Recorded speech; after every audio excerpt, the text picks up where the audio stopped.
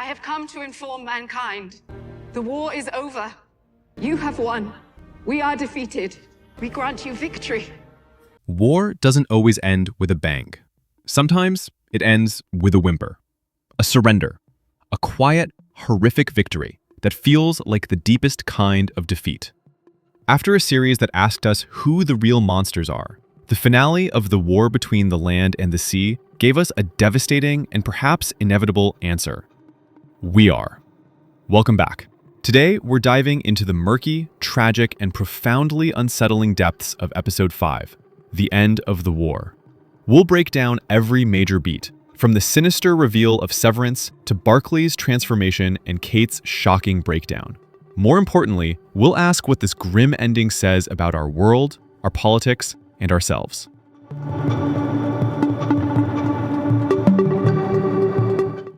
The episode begins not with grand warfare, but with a grotesque and pointed act of petty aggression.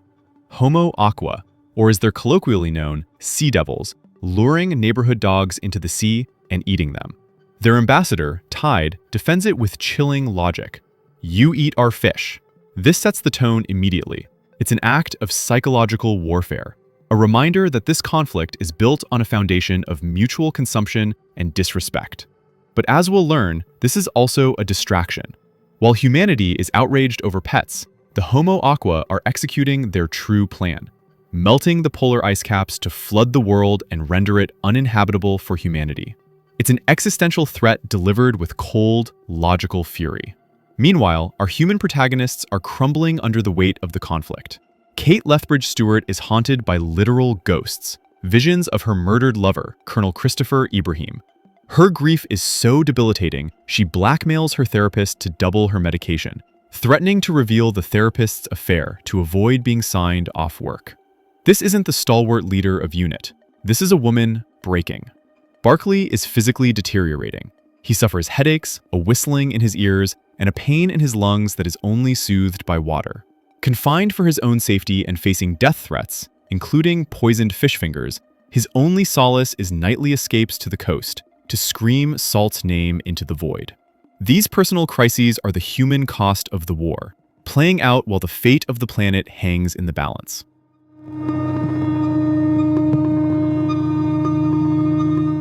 Throughout the series, the word severance has been a shadow in the dialogue of generals and politicians.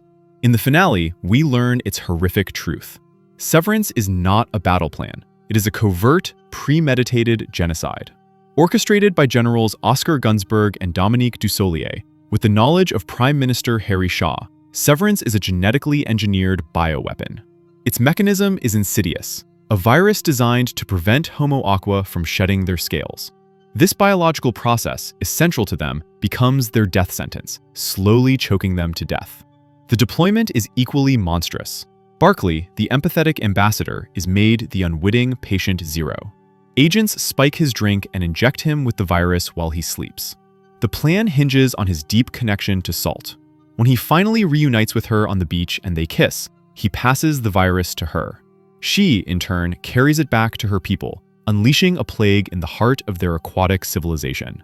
As Salt later tells Barclay with tragic poetry, the virus brought fire to the world of water, and we burnt. The result is catastrophic. 90% of the Homo Aqua population is wiped out. Their bodies wash up on shores across the globe, a silent testament to humanity's most brutal solution. The show forces us to sit with this imagery, not the glory of battle, but the grim, mass-scale result of scientific cruelty.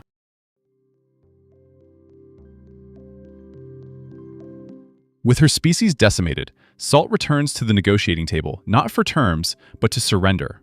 In a heartbreaking scene, she declares humanity the victor of what she dismissively calls an inconvenience. She reveals she knows the architects of Severance and promises the water itself will take revenge, a promise followed by quick flashes of the guilty drowning in their showers and cars. Barclay, reinstated as ambassador, offers the survivors a haven in the Mariana Trench, a protected zone. Salt accepts, but with devastating clarity. We will accept because we are terrified of you. The giant water tank in the negotiation chamber then cracks and shatters, a perfect symbol of any hope for peace now irreparably broken. But what of accord? Throughout the episode, Salt implored Barclay to ask for it. We finally learn it was Homo Aqua's true offer for peace, a way of two species joining and celebrating, a biological transformation that would allow harmony. It is now revoked, a lost future. However, it manifests in one final intimate act. As Kate drives a fleeing Barclay to the coast, he reunites with Salt. When they touch, he develops gills. The accord, intended for species, becomes a personal salvation for two lovers. To the strains of a David Bowie cover, Barclay sheds his clothes and his human life, swimming away with Salt to a new existence beneath the waves. It's a reverse Little Mermaid, a bittersweet happy ending for two individuals born from the ashes of a collective tragedy.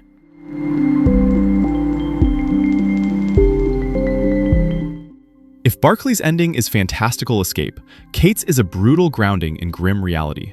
The post-credit scene is one of the most discussed moments of the series.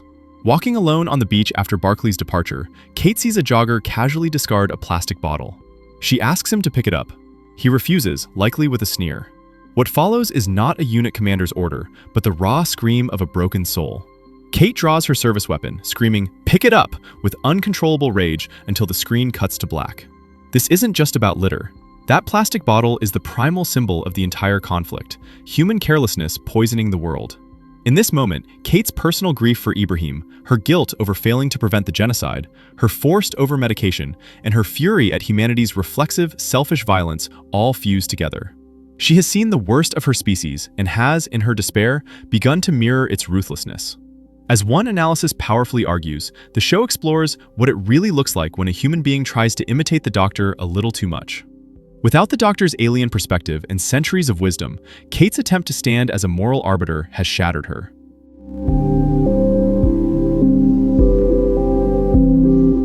So, what do we take from this? The series, conceived by Russell T Davies as a response to environmental anxiety, holds up a dark mirror. Severance as a political allegory. The virus represents the ultimate techno-fix, a brutal, final solution devised in secret by military and political elites, bypassing diplomacy and public conscience.